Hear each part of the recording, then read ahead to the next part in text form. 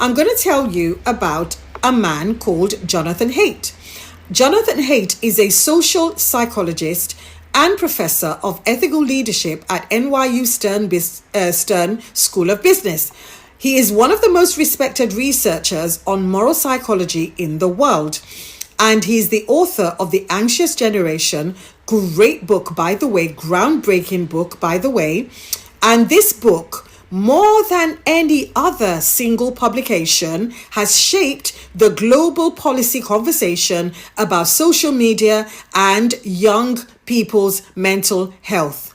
His research on the relationship between smartphone use and social media exposure and the dramatic deterioration in teenage mental health across Western countries has been cited in legislative debates, in court cases, and policy frameworks in multiple countries. So when Jonathan Haidt calls someone a pillar in the international movement to create safer digital spaces for children, this is not a celebrity endorsement. This is one of the most powerful endorsements that Harry and Meghan can ever get.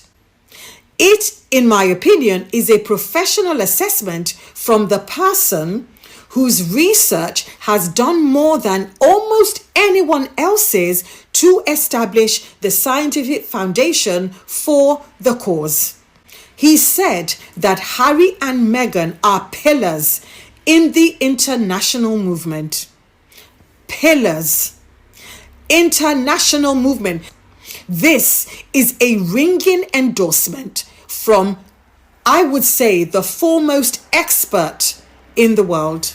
Jonathan Haidt said that Harry and Meghan's voices are very powerful as parents and as founders of Archwell Philanthropies.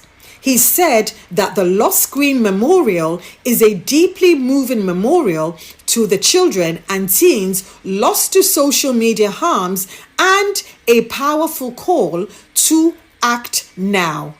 He noted that the partnership with WHO, with Dr. Tedros, with aligned organizations that have been working on this before he even wrote his book, right? He said, this is what Archwell are doing.